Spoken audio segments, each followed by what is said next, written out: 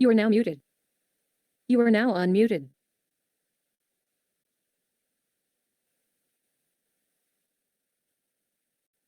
Baik, Assalamualaikum warahmatullahi wabarakatuh. Perkenalkan, nama saya Kartiwi, panitia dari Tampil. Sebelumnya saya ucapkan terima kasih banyak kepada Bapak Ibu yang telah hadir pada acara ini yang diselenggarakan oleh BISA AI berkolaborasi bersama Dilo Jakarta. Sebelum acaranya dimulai, ada beberapa informasi yang ingin saya sampaikan terkait kegiatan yang diselenggarakan oleh Tampil. You are now muted.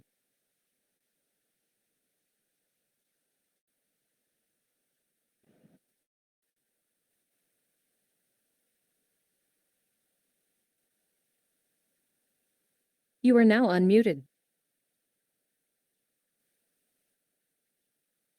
Tampil merupakan startup driven community yang mengadakan berbagai webinar melalui platform Tampil yang dapat diakses melalui aplikasi Android, iOS, dan web.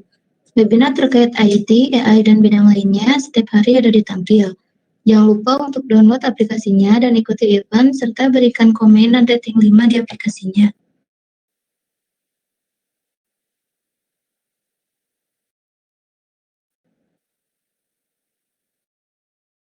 Kegiatan BISA lainnya seperti bootcamp, course academy terkait AI dan IT melalui aplikasi BISA Academy yang dapat diakses di Android dan iOS.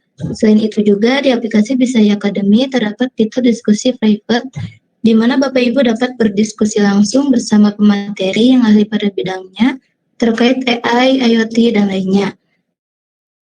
Dan bisa berdiskusi juga mengenai riset maupun penyusunan tugas akhir. Saat ini kami memiliki program unggulan seperti yang pertama ada masterclass dan on-job training back-end intensive program. Yang kedua ada masterclass dan on-job training front-end intensive program. Dan yang ketiga ada masterclass dan on-job training data science intensive program. Program intensif tersebut dirancang untuk pemula yang ingin menguasai teknologi baik front-end, back-end, dan data science. Output dari program ini diharapkan semua peserta akan mendapatkan pekerjaan pada bidang tersebut. Program ini dirancang selama 1 bulan penuh, di mana 15 hari pertama training terkait program, dan 15 hari berikutnya adalah on-job training di kantor BISA Jakarta atau Bandung, maupun partner BISA AI, serta bisa secara online jika lokasi peserta di luar Jakarta atau Bandung. Untuk pendaftaran program ini sampai dengan 31 Januari 2021 melalui aplikasi BISA Academy.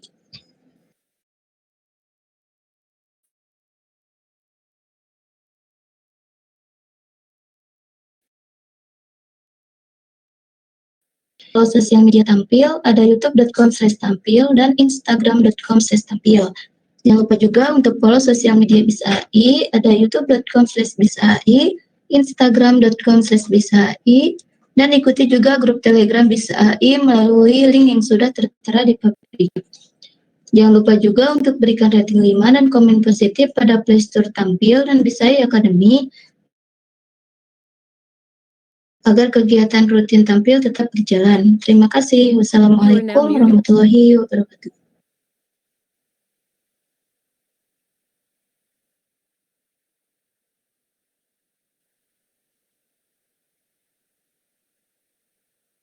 Lagi, Bismillahirrahmanirrahim. Terima kasih kepada rekan-rekan panitia dari BISA Tampil yang sudah memberikan acara kita hari ini. Assalamualaikum warahmatullahi wabarakatuh. Assalamualaikum warahmatullahi wabarakatuh. Selamat datang rekan-rekan kita dalam kita pada sore hari ini. Hasil kita pada sore hari ini Dilo Jakarta bersama antara Dilo Jakarta dengan pada sore hari ini kita akan mengangkat tema tentang editing video, video editing dengan Premiere Pro merupakan salah satu aplikasi yang merupakan salah satu aplikasi yang miliar ya banyak digunakan oleh teman-teman video atau konten dan mungkin salah satu yang jadi acuan untuk mereka yang memang sedang akan belajar untuk editing video. Di materi ini semoga bisa bermanfaat buat rekan-rekan memulai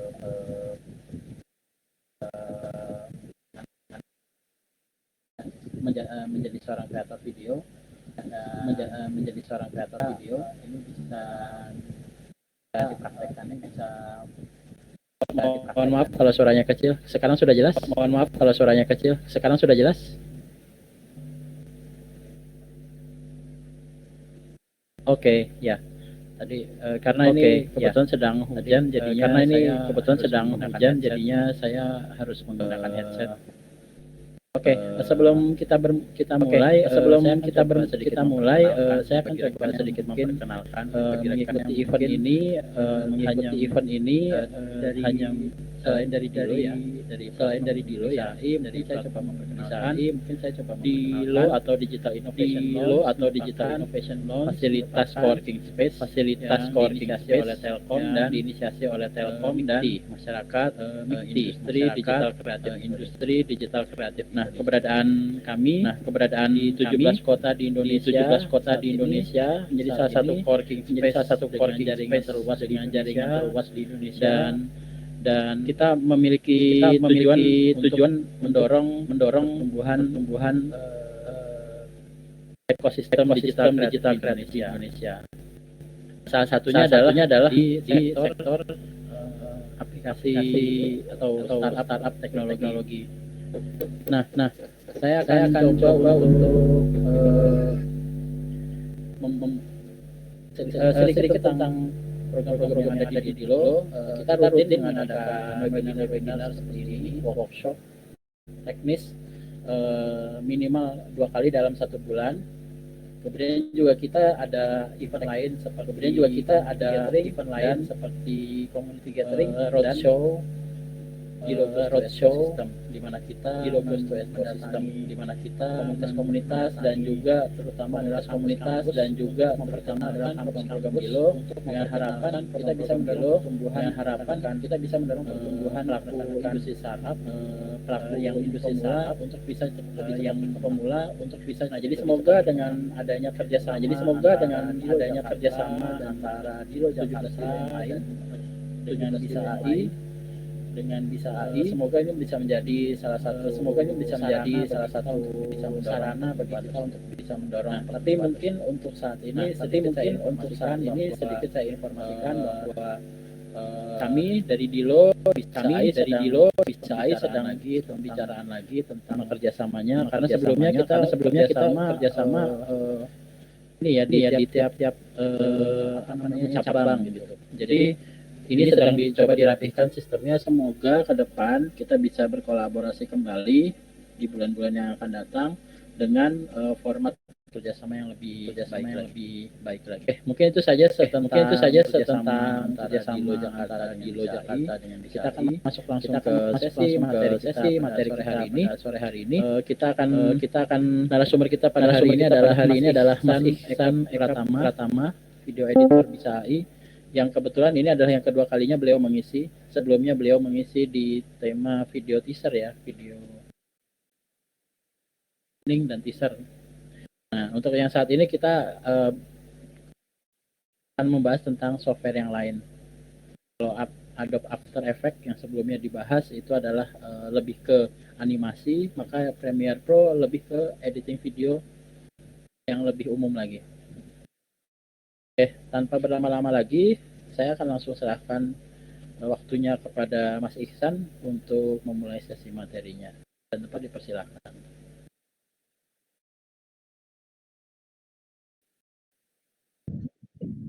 Cek.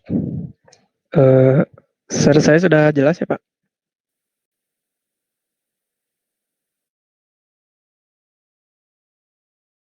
Siap. Bismillahirrahmanirrahim. Assalamualaikum warahmatullahi wabarakatuh. Perkenalkan, nama saya Ihsan Eka Pratama. Seperti yang tadi Pak Ardian bilang, saya merupakan video editor dari BCI. Nah, pada kesempatan kali ini saya akan memberikan materi mengenai tutorial editing video menggunakan Premiere Pro. Nah, sebelum masuk ke materi, sebelum masuk ke praktek, saya di sini seperti biasa ya akan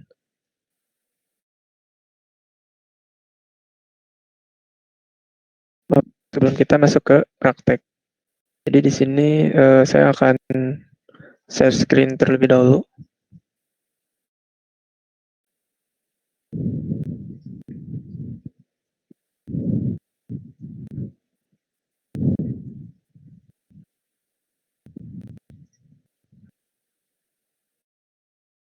Ya, sudah ada ya. Oke.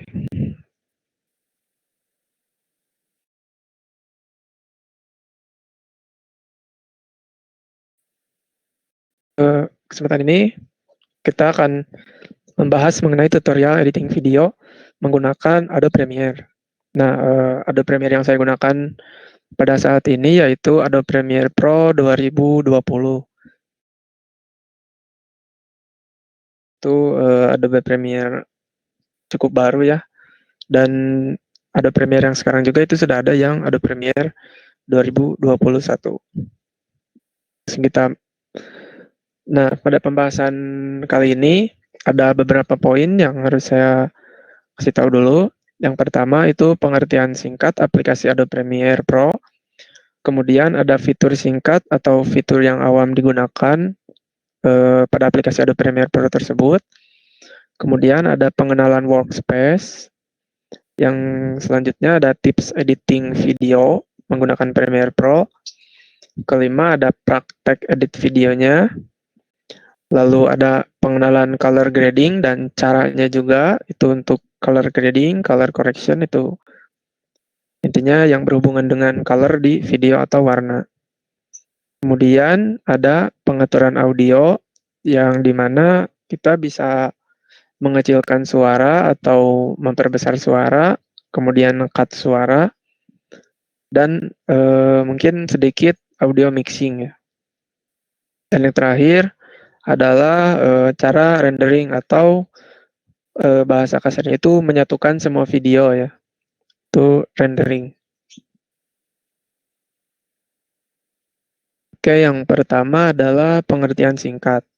Nah, Adobe Premiere Pro itu adalah aplikasi yang digunakan untuk melakukan editing video mulai dari cutting, pemasangan transisi, sedikit VFX, mixing audio, ini juga sedikit juga, hingga color grading.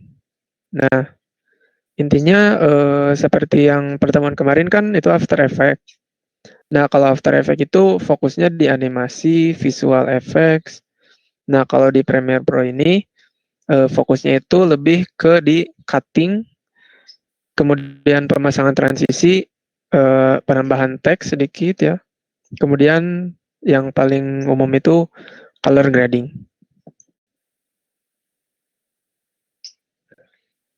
Nah, selanjutnya di sini ada beberapa fitur singkat dari Adobe Premiere Pro. Yang pertama ada cutting. Cutting itu merupakan pemotongan dari satu video.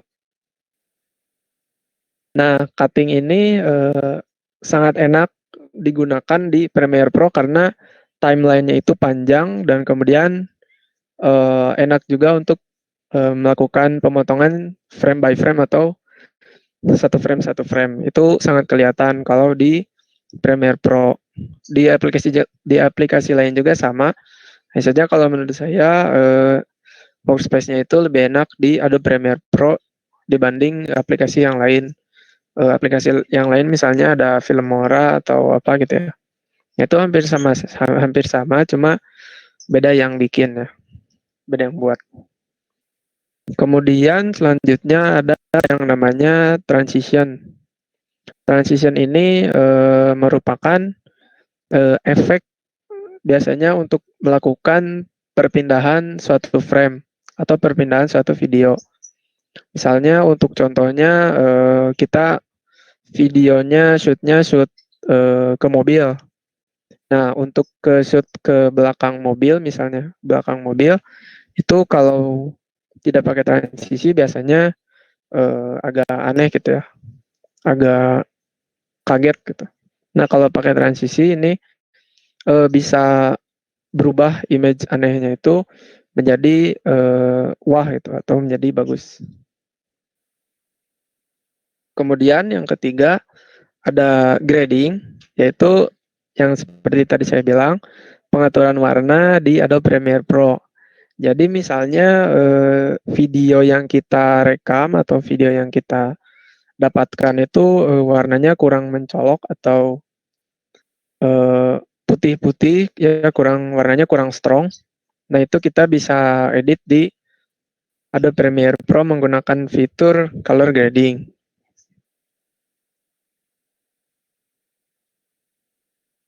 Kemudian yang selanjutnya itu ada audio mixing. Nah, audio mixing ini kalau di Premiere Pro sedikit-sedikit ya, tidak seperti aplikasi mixing yang aslinya yaitu Adobe Audition. Nah, kalau di Adobe Premiere Pro ini fiturnya cukup banyak juga untuk audio mixing, cuma tidak se-powerful menggunakan Adobe Audition.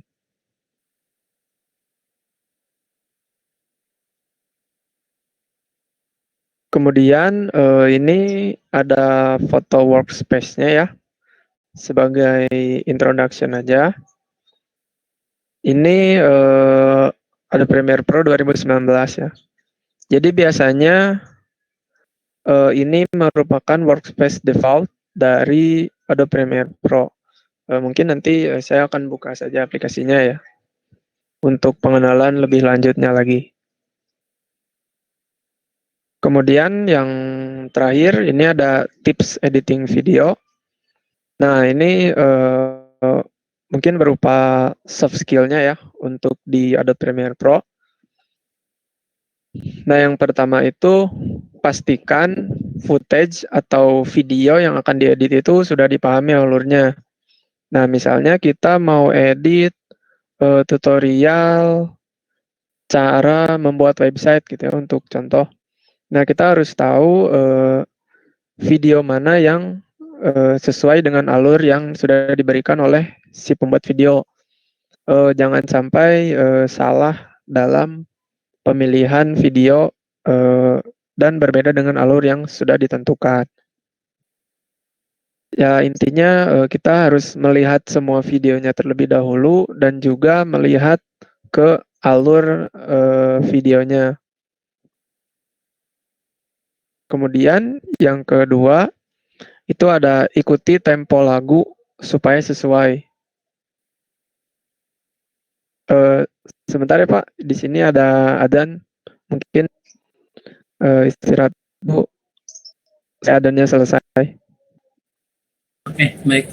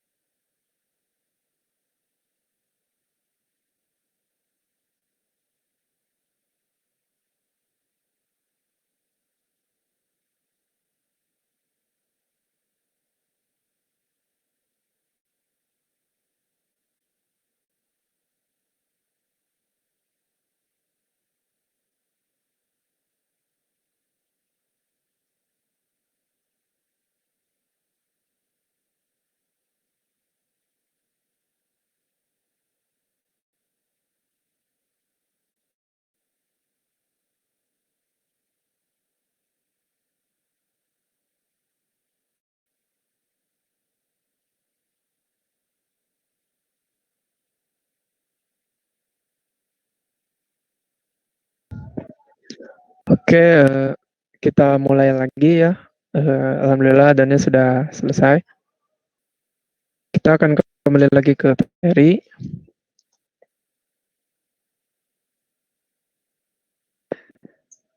Yang kedua yang seperti tadi saya jelaskan yaitu ikuti tempo lagunya supaya sesuai. Nah, misalnya kita mempunyai video traveling.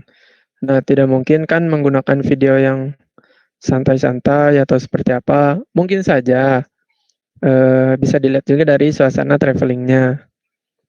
Nah, kemudian tergantung juga kita ini misalnya lagunya kita mau yang upbeat.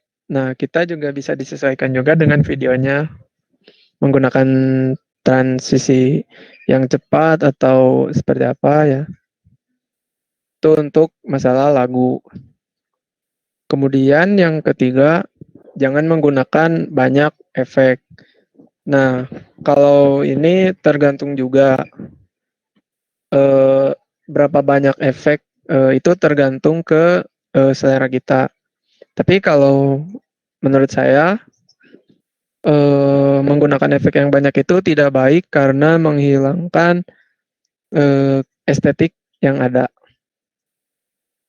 Ya intinya kalau menggunakan efek itu secukupnya aja. Kalau misalnya mau banyak, ya banyak sekaligus, tapi terkonsep gitu banyaknya juga. Jangan asal masuk-masukin. Itu untuk efek. Nah, untuk sesi materi sudah selesai. Kita akan masuk ke sesi pertanyaan. Di sini saya sudah membuka aplikasi Adobe Premiere Pro. Di sini saya menggunakan Adobe Premiere Pro 2020. Nah, ini untuk home-nya Premiere Pro ya, seperti ini. Ini ada project-project. Nah, kita untuk membuat new project, kita klik new project aja. Nah, di sini ada satu tips dan trik juga ya. Ini kita beri nama dulu, misalnya test project. Nah, di sini location-nya, ini lokasi si project-nya, kita mau simpan di mana. Kemudian di sini nih, di renderer, ini kalau default-nya itu ini, Mercury Playback Engine Software Only. Nah, kita ubah ke pilihan yang biasanya ada dua. Kalau nggak ada dua, ada di antaranya, yaitu ada pilihan OpenCL dan CUDA atau ya bisa disebut CUDA ya. Nah, ini tuh kegunaannya untuk merender video kita dengan cukup cepat. Ya, intinya minimal dari lag. Ya tergantung juga spesifikasi komputer atau dari laptop kita. Nah, setelah kita buat project seperti ini, klik OK. Oh, ada kita klik OK. Dan nanti dia akan masuk ke workspace Adobe Premiere Pro-nya.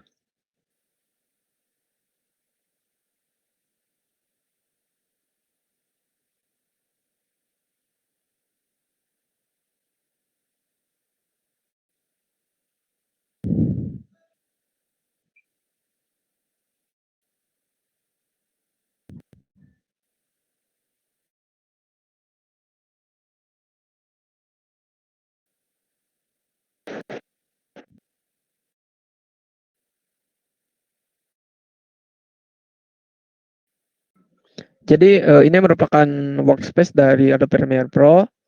Ini merupakan workspace saya sendiri ya, sudah diatur-atur. Ini referensinya saya dari YouTuber. Kalau ada yang tahu Artodi Pro ya.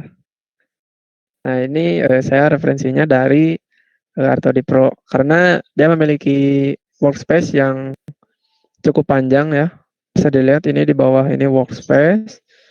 Jadi dia di sini videonya bisa kelihatan panjang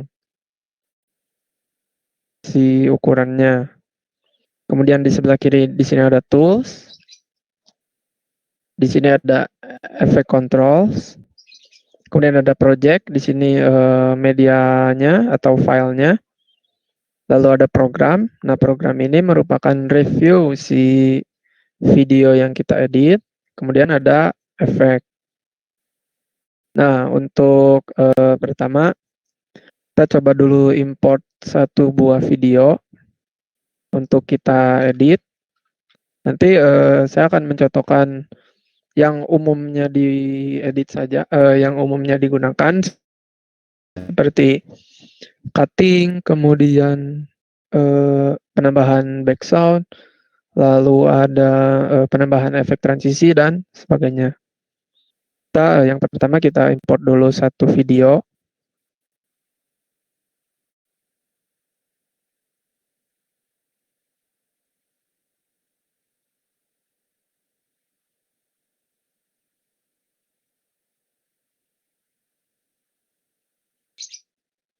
Nah, sini sudah terimport satu video, dua video aja ya.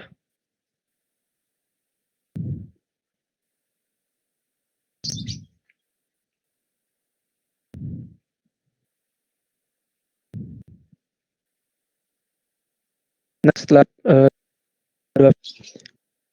kita bisa juga keduanya dengan cara seperti klik kiri, tahan, kemudian tahan videonya, kemudian drag ke timeline seperti ini.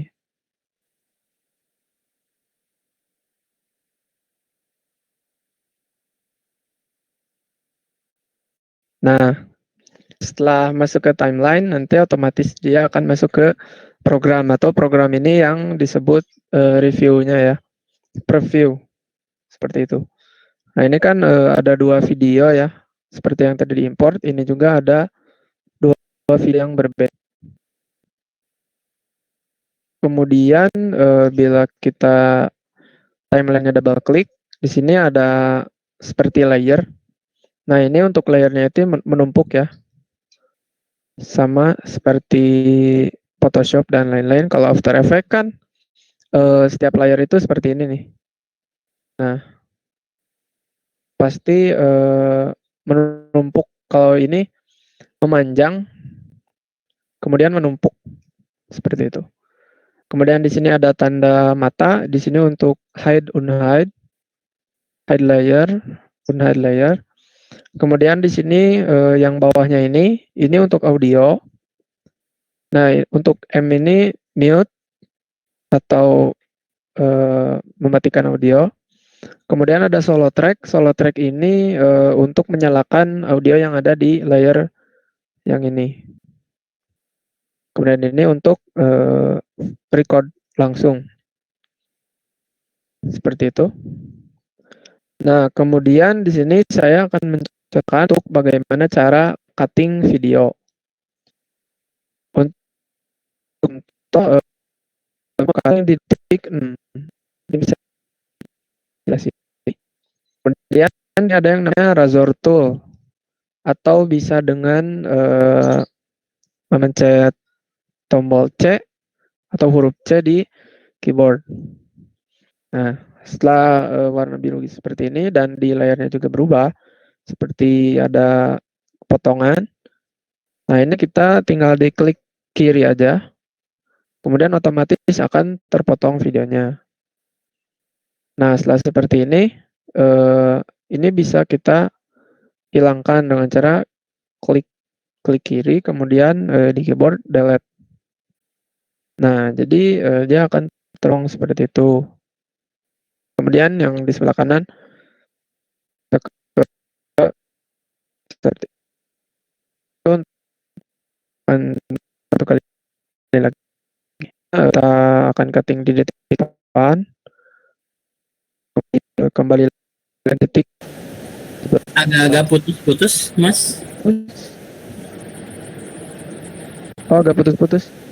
Betul. Tadi mungkin karena ini kali ya, software nggak berat juga. Saya kurang tahu juga. Tapi saya kurang tahu apa. Oh ya, sama berarti. Di peserta juga sama. Oke. Oh iya. Bentar.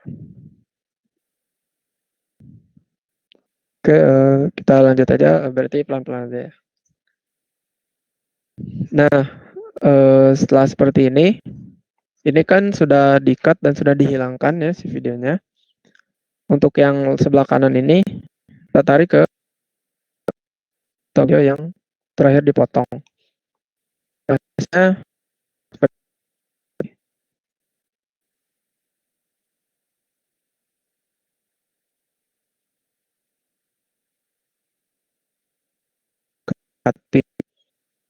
kemudian ini betul untuk menambahkan audio atau background ya, istilahnya.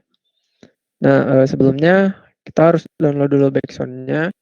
Biasanya saya untuk mendownload background itu di YouTube Audio Library. Jadi di situ audionya semuanya gratis, kemudian tidak akan terkena copyright juga di YouTube-nya. Nah, yang pertama di project ini kita import dulu musiknya.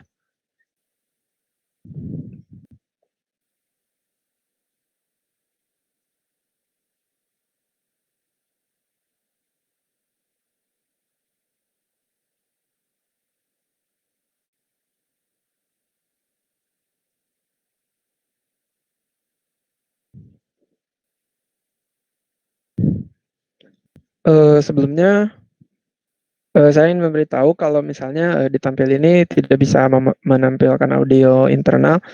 Jadi ini kita lihat dari grafiknya aja ya. Nah, ini audio yang tadi sudah kita import, kita drag juga, lalu simpan di bawah audio yang videonya. Nah, kemudian misalnya kita mau ngehapus audio dari video aslinya, kita untuk caranya seperti ini. Misalnya kita mau semuanya video dihapus audionya. Ini kita drag semua. Kemudian di videonya, di layer video, klik kanan. Kemudian di sini ada pilihan unlink.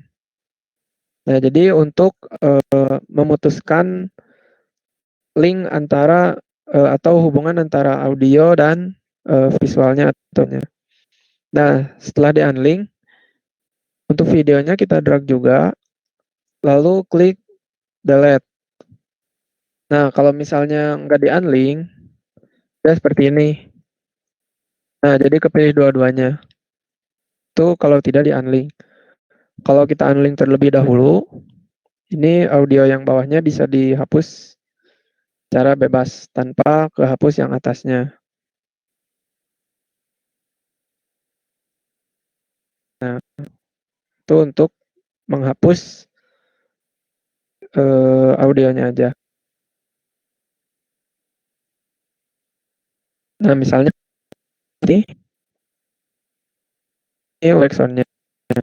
Nah, misalnya backsound-nya terlalu keras atau terlalu kencang seperti itu. Di audionya kita klik kanan.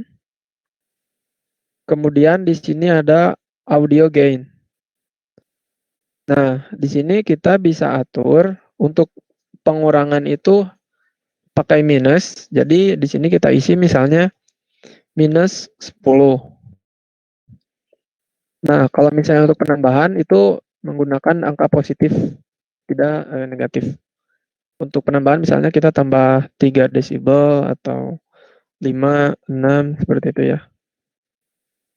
Namun kalau misalnya kita mau mengurangi kekerasan audionya, kita pakai minus.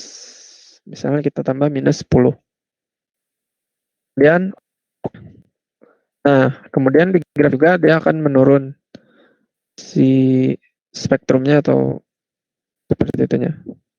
Nah, ini sudah turun 10 desibel. Nah, ini kita cut dulu audionya seperti yang tadi kita samakan dengan videonya menggunakan yang namanya Razor Tool. Nah, ini misalnya sudah seperti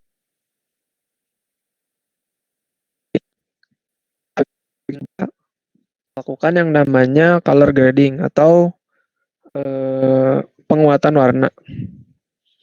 Nah, ada satu tips, biasanya kalau color grading itu supaya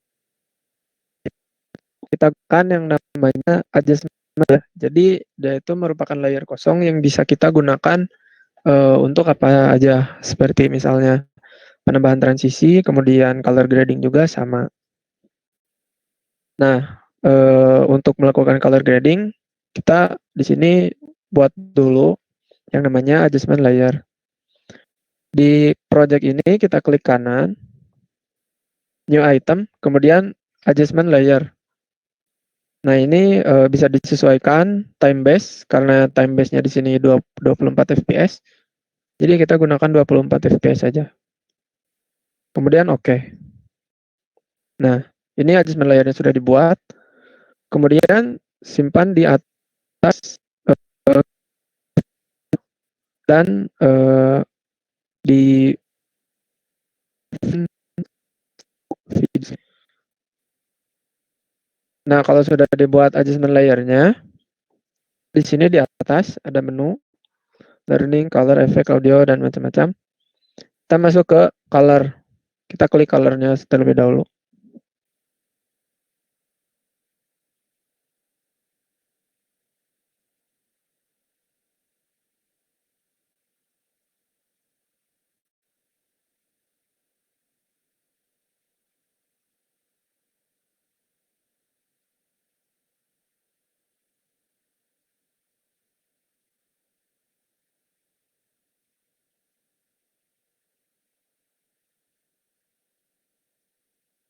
Nah, kita lanjut lagi.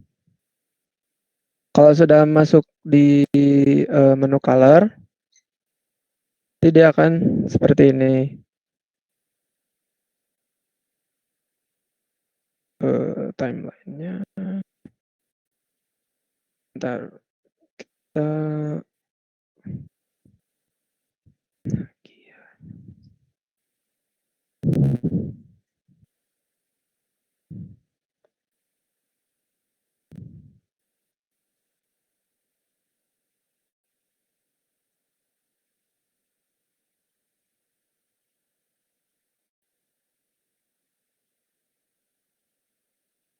ini saya akan atur terlebih dahulu.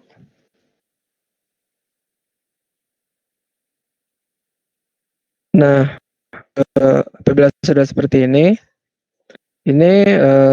untuk mengeditnya cukup mudah dan tergantung keterampilan warna juga atau kepekaan warna kita. Nah, di sini adjustment layer-nya kita klik kiri biasa. Kemudian di sebelah kanan di sini ada Lumetri Color. Nah, di sini banyak ada basic correction, kreatif, curve, dan lain-lain. Nah, ini basicnya adalah menggunakan aplikasi Photoshop atau Lightroom.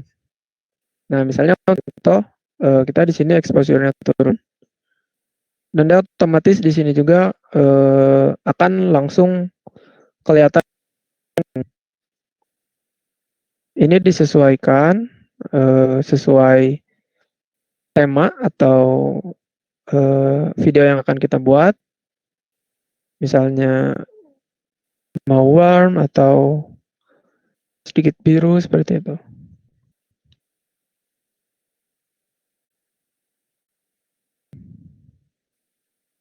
Ini untuk contoh aja. Nah, misalnya kita sudah selesai editing warnanya. Nah, kegunaan adjustment layer di sini, apabila kita itu yang diakan karena setting dan menggunakan saat edit dan itu cukup lumayan memakan waktu cukup lama. Tapi kalau misalnya orangnya detail, ya tidak apa-apa juga.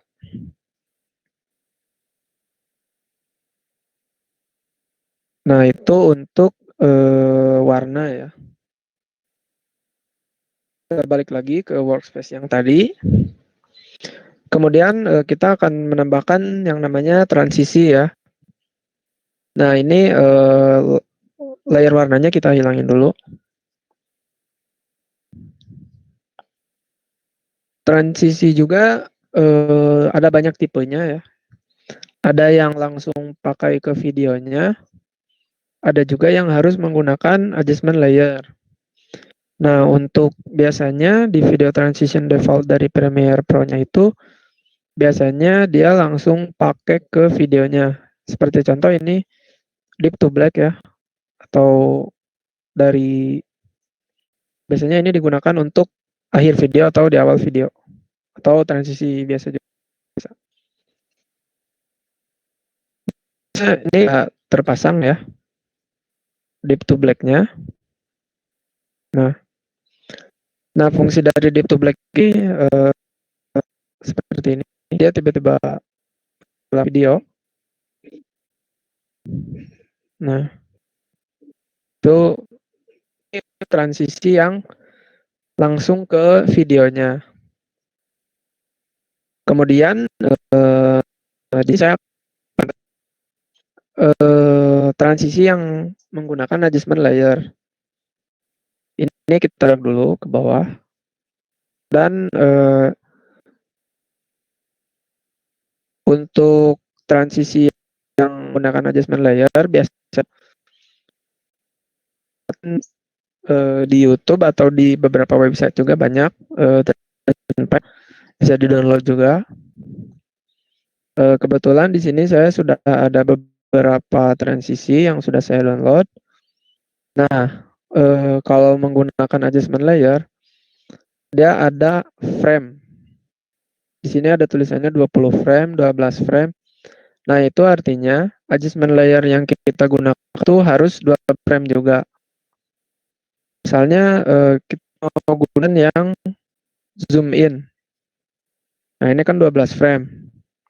Nah, kita harus hitung dulu 12 frame. 12 frame itu dihitung dari sini ya, dari mulai layernya sudah masuk. Kita hitung 12 layer.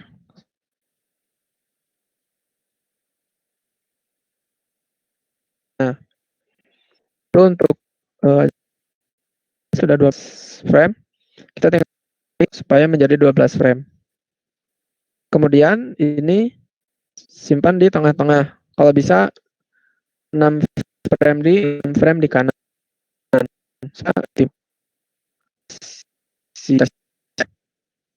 Kemudian jika sudah siap adjustment layernya, kita tinggal drag efeknya ke adjustment layer. Nah, dia sudah terpasang. Dan untuk hasilnya seperti ini.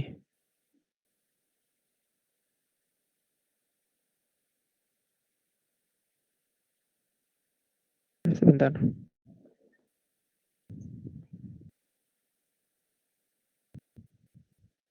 Oh, ini frame-nya sama kurang kelihatan. Kita bisa pindahkan aja ke sini.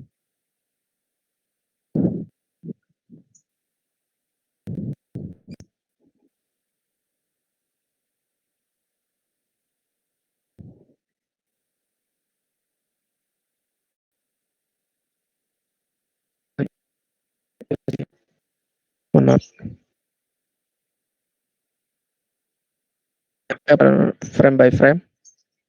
Karena kalau diputar biasanya nge-lag. Nah, zoom in, transisi zoom in. Kemudian kembali ke yang kita pilih. Nah, ya. Itu ada yang namanya render. Render ini adalah menyatukan semua video menjadi satu.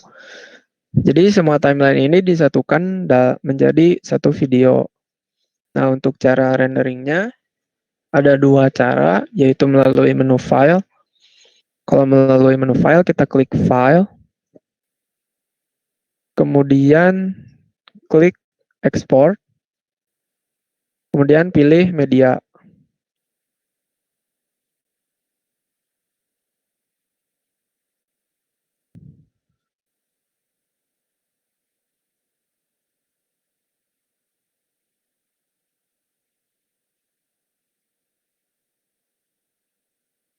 Nah,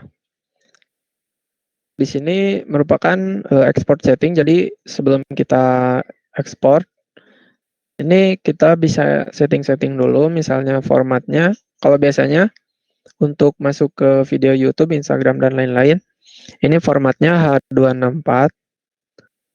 Kemudian presetnya bisa dipilih, bisa disesuaikan juga. Sini ada banyak, ada YouTube 1080, high quality, Twitter, dan lain-lain ya, Facebook juga. Untuk contoh, kita menggunakan match source aja ya, dari default bawaannya. Kemudian di sini ada output name. Output name ini digunakan untuk simpannya kita di mana. Nah, misalnya kita mau simpan di sini, kemudian kasih nama contoh step. Nah, dia akan tersimpan di situ. Dan kalau sudah selesai, kita klik export dan tunggu sampai rendernya selesai. Mungkin sampai situ materi dari saya. Bila pertanyaan, boleh ditanyakan.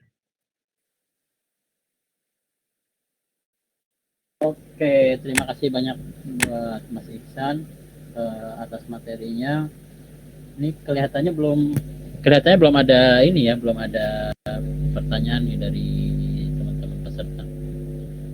Mungkin setelah ini teman-teman ada pertanyaan yang bisa ditanyakan, mumpung kita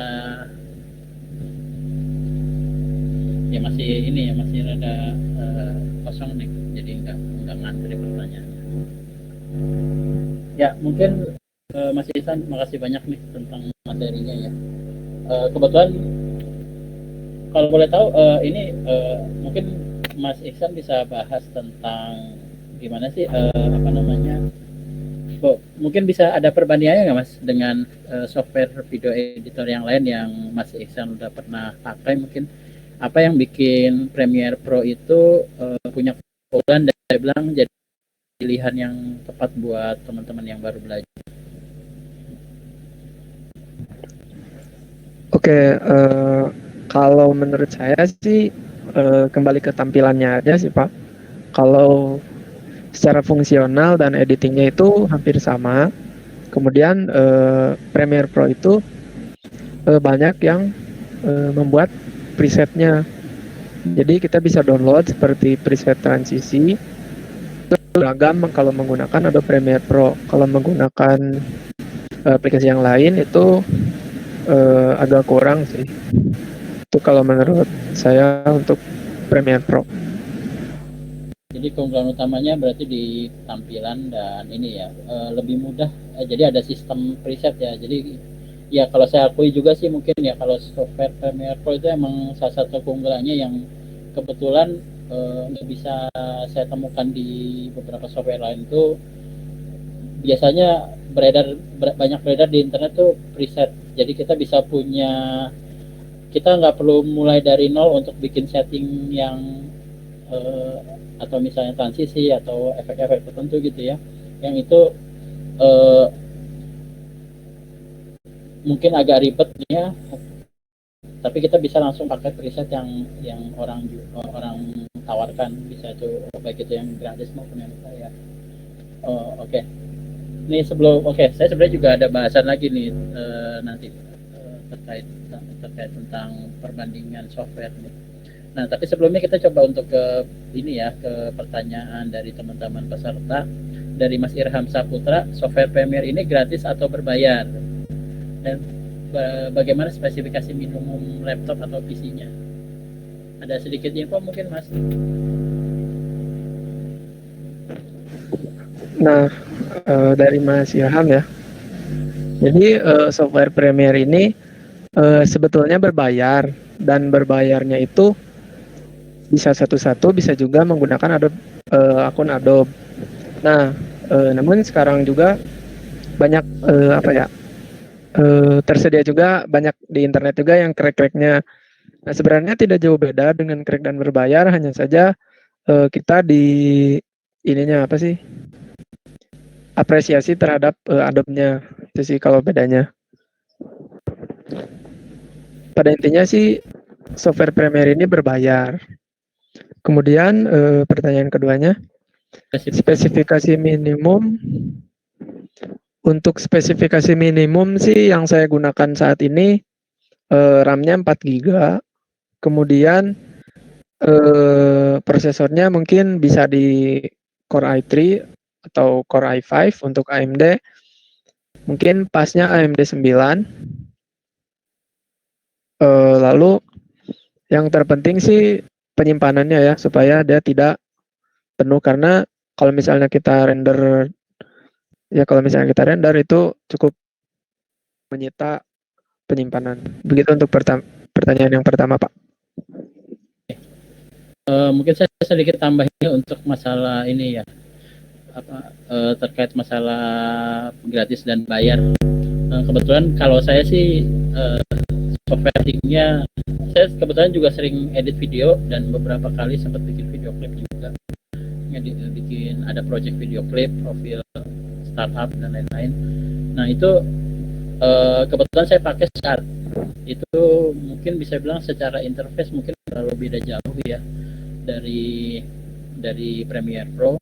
Dan kalau misalnya yang mau softwarenya legal gitu, tapi nggak ada dana untuk beli software legal yang seperti Adobe Premiere, itu bisa coba pakai Shortcut. Bisa coba tulis namanya ya, Shortcut.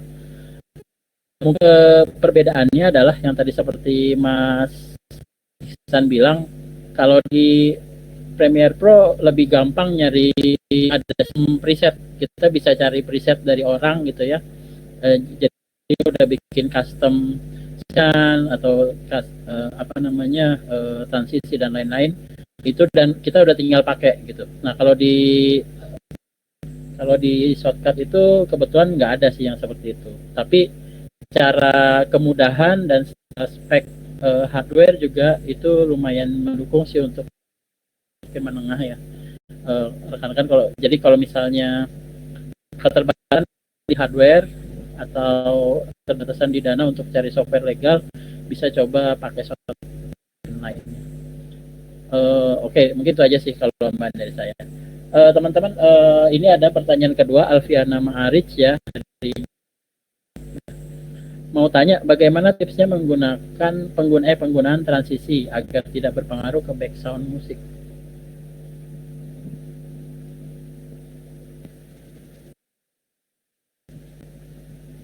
Oke, Mas. Halo. Untuk dari Mas Alfiana ya, mungkin sebenarnya tidak berpengaruh sih. Kalau yang berpengaruh itu mungkin sebaliknya, backsound kita harus mengikuti backsound untuk menggunakan transisi, seperti itu sih. Kalau misalnya transisi kita harus menyesuaikan ke backsound sih, seperti itu untuk Mas Alfiana. Oke, mungkin itu jawaban dari Mas Ihsan. Sedikit saya tambahin juga, mungkin kalau ini sih saya biasanya ada sedikit trik aja nih. Jadi biasanya kalau untuk transisi itu kita akalin di ininya, antara audio sama track audio sama sih di split gitu. Jadi misalnya teman-teman udah ini nih editing videonya secara time udah selesai nih, bagian yang di cutting dan lain-lain itu udah tracknya udah jadi, itu di convert jadi audio, jadi line audio, kemudian convert jadi file audio, itu dimasukin ke line tersendiri. Jadi kalau misalnya ada geser-geser perubahan, itu audionya nggak ikut terpengaruh. Yang sering kerasa tuh setelah editing, terus habis itu begitu kita tambahin transisi, tahu-tahu audionya loncat gitu ya, musiknya loncat ya. Itu bisa sih ngakalinya gitu. Kalau bisa selain kita edit secara terpisah antara audio dan video, supaya kalau misalnya ada tracknya apa namanya ada perubahan di track videonya, track audionya nggak ikut terpengaruh kayak gitu sih. Ini ada pertanyaan yang lain ya, Mas Ahmad Kurniawan. Izin bertanya, biasanya cari transition pack di mana yang gratis? Biasanya gimana nih Mas? Apa namanya pengalamannya nyari transition pack? Kalau dari saya kembali lagi seperti yang pertemuan kemarin, saya suka nyarinya di YouTube. Jadi di YouTube itu sangat banyak sih. YouTube itu tinggal dicari aja free transition pack Premiere Pro. Nah, jadi dia nanti akan banyak pilihannya, biasanya di pack juga ada 10 atau 20 seperti itu. Nah, untuk downloadnya biasanya di deskripsi videonya. Kalau di video YouTube-nya itu hanya untuk preview si transisinya seperti itu. Untuk yang gratis saya cari di YouTube. Seperti itu, Pak. Oke, terima kasih Mas. Ada lagi mungkin pertanyaan yang lain? Ini kebetulan nggak ada antrian pertanyaan lagi saat ini. Oke, saya mungkin coba menanyakan pertanyaan yang sama dengan kemarin. Kalau untuk apa namanya, Mas sendiri nih, proses belajarnya berapa lama sih Mas kira-kira sampai bisa bilang lumayan lancar atau mahir gitu ya di Premiere Pro? Kira-kira makan waktu berapa lama Mas? Kalau dari saya sih sebelum saya masuk ke Premiere Pro ya Pak, saya itu ngedit di handphone terlebih dahulu menggunakan KineMaster atau dan lain-lain. Nah, jadi alhamdulillahnya saya sudah paham dengan konsep editing yang sama. Jadi KineMaster ke Premiere Pro itu tidak jauh berbeda. Hanya saja kita beda mainnya aja nih. Jadi kalau KineMaster kan kita pakai di handphone. Kalau Premiere Pro kita main di laptop. Nah, untuk saya ngelancarinnya itu kurang lebih 1 bulanan. Itu untuk ngelancarin di Premiere Pro-nya, Pak. Kurang lebih saya 1 bulanan sih, Pak. Oke. Pas nih, mantap nih kalau gini. Berarti kalau gitu memang sudah ada experience dulu ya, ada pengalaman dulu di kebetulan di editing yang di smartphone. Nah, saya kebetulan kebalikannya. Jadi saya pindah ke editing smartphone tuh saya kebetulan juga sama pakai KineMaster juga. Cuma setelah saya kenal video editing dulu di laptop. Nah, mungkin sedikit kesamaannya ya kalau teman-teman nanti belajar gitu, mungkin antara KineMaster sama Premiere Pro itu persamanya multi track. Jadi kita bisa editing audio terpisah beberapa line audio gitu ya, ada beberapa track audio, kemudian juga video juga bisa beberapa track. Jadi secara kita lebih fleksibel sih. Jadi kalau misalnya kita mau bikin cut to cut nih, apa namanya, video yang isi video track yang udah kita, kemudian kita mau masukin tambahan variasi video gitu, kita udah tinggal tambahin di track yang berbeda gitu. Kita tambahin track baru untuk naruh videonya. Jadi lebih fleksibel. Gitulah gitu kira-kira ya. Ada pertanyaan lagi mungkin dari Mas Afik Agung. Aku mau tanya, untuk efek video lebih baiknya buat di After Effects atau bisa juga dibuat di Adobe Premiere? Mungkin masalah ini berarti ya, flow kerja atau alur produksi videonya nih kira-kira. Enakan seperti apa tuh, Mas? Efek video. Pak, saya jawab ya Pak.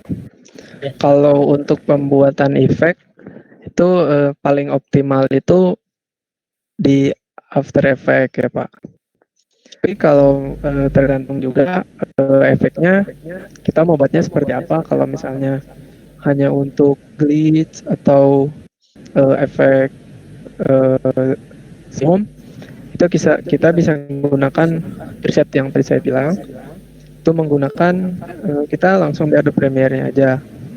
Tapi kalau misalnya efeknya mau di custom, kemudian advance, mau sesuai efek yang kita inginkan, itu untuk pembuatannya di After Effects. Seperti itu untuk Mas Afik Agung. Ya banyak Mas. Ya itu mungkin jawabannya ya Mas. Jadi bisa jadi mungkin saya sedikit nambahin. Kalau misalnya untuk penambahan efek tuh bisa pasca editing sebenarnya.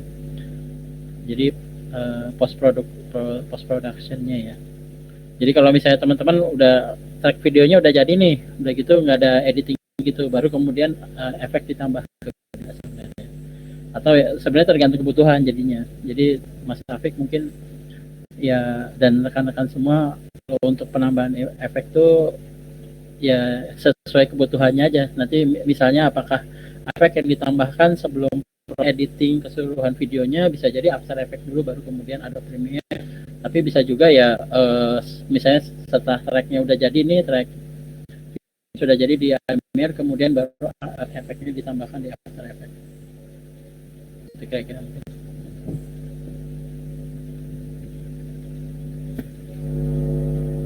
sesuai. Oke. Kita ini masih ada pertanyaan dari Mas Afik Agung. Aku juga ada pertanyaan kedua, rendering atau ekspor project video menjadi video paling efektif gimana ya Kak?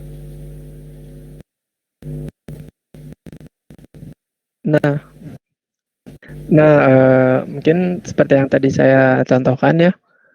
Jadi presetnya itu kita menggunakan yang H264, kemudian outputnya MP4. Oh ya, H264 itu otomatis MP4 ya keluarnya. Kemudian disesuaikan juga videonya mau disimpan di mana. Kalau mau di YouTube itu ada presetnya export YouTube. Kemudian kalau di Twitter atau di mana itu juga sudah ada presetnya. Seperti itu untuk Mas Afik.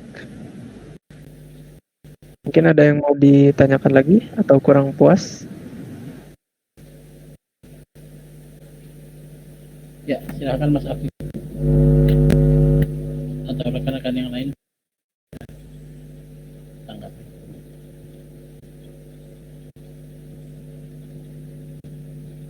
Oh iya. Ini dari Mas Toha Dibro. Kak, apa ada cara untuk mengatasi ukuran video yang terlalu besar? Berarti ini maksudnya mungkin produk akhir mungkin ya? Produk Ya, video akhirnya. Oh iya, silakan. Untuk mengatasi ukuran video terlalu besar, mungkin ekspornya misalnya tidak mau begitu besar, kita bisa mengurangi bitrate-nya. Jadi dia akan jadi ke kompres gitu, tapi tidak terlalu kelihatan. Itu disesuaikan juga dengan pilihan bitrate-nya. Di pilihan ekspor itu sudah ada di bawahnya pilihan bitrate. Nah itu bisa diturunkan. Jadi ukuran video hasilnya tidak terlalu besar. Seperti itu untuk Mas Toha. Betul tuh Mas. Di bitrate sih terutama ya. Settingan bitrate itu berpengaruh ke besarnya video. Ada juga sebenarnya yang bisa diakalin itu biasanya di FPS-nya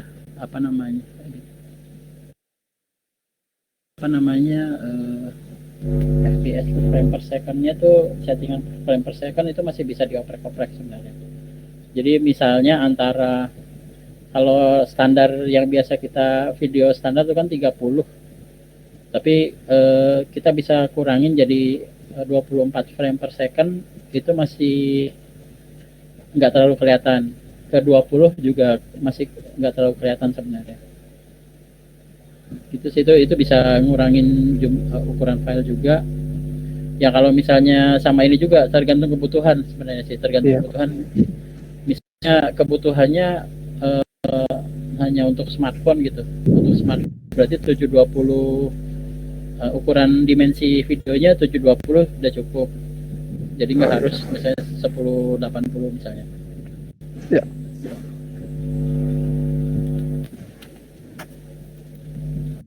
Oh ya, selain itu juga ini sih, saya ada trik sebenarnya tuh. Kadang-kadang kalau misalnya kita editing video, sebenarnya hasil renderingnya tetap kadang-kadang suka tetap besar gitu. Cuma ada cara opreknya lagi sih.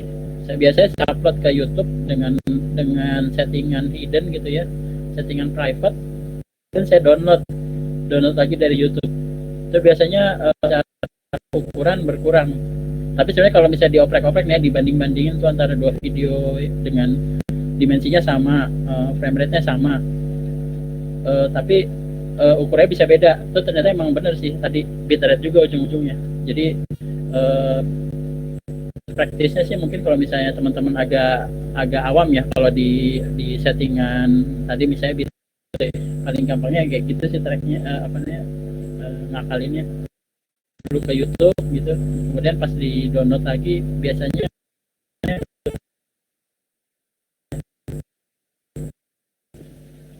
cuman ya saya nota sih. Iya, Pak. Oke, itu mungkin ini udah 14 ya. Mungkin sedikit ini buat Mas Ihsan ada tips dan trik itu mungkin untuk sebagai penutup nih ya dari sesi kita hari ini, untuk bisa bilang bagi peserta yang mungkin baru belajar atau mau memperdalam lagi ke skill di Adobe Premiere Pro, mungkin ada sedikit masukan sebagai penutup. Ya, kalau dari saya pribadi sih perbanyak mungkin tonton film, kemudian kalau sekarang sih banyak juga konten-konten YouTube atau di TikTok itu ada yang edit video juga, dan sekaligus dengan dia kasih tutorialnya juga. Nah, jadi intinya kita harus cari referensi, kemudian ya kembali lagi ke ngulik lagi dan ngulik lagi. Itu sih Pak kalau dari saya. Oke, betul sekali. Makin banyak ngulik, semakin banyak teman-teman bisa explore skill baru nih di editing video. Jadi kalau kita sih sangat berharap teman-teman setelah webinar ini ada ilmu baru bisa langsung dipraktekkan gitu. Jadi semakin banyak dipraktekkan, semakin cepat juga rekan-rekan bisa belajar, semakin bisa langsung ada manfaatnya gitu, kerasa banget manfaatnya. Ya, itu saja mungkin ya. Kita terima kasih banyak nih kepada Mas Ihsan atas waktunya dan sharingnya tentang editing video di Premiere Pro ini. Semoga ilmunya bermanfaat dan bisa dipraktekkan oleh teman-teman semua. Saya ucapkan terima kasih juga kepada panitia dari BISAI dan dari Dilo juga atas partisipasinya dan yang sudah menemani teman-teman peserta di sini. Saya ucapkan terima kasih juga bagi rekan-rekan peserta yang telah hadir dan ikut di sesi kita kali ini. Semoga ke depan kita masih bisa berkolaborasi lagi antara Dilo dengan BISAI, dan ya akan lebih banyak lagi variasi webinar, variasi workshop yang kita bisa bareng-bareng buat gitu ya untuk teman-teman peserta, dan yang semoga bermanfaat buat perkembangan teman-teman semua. Oke, itu saja.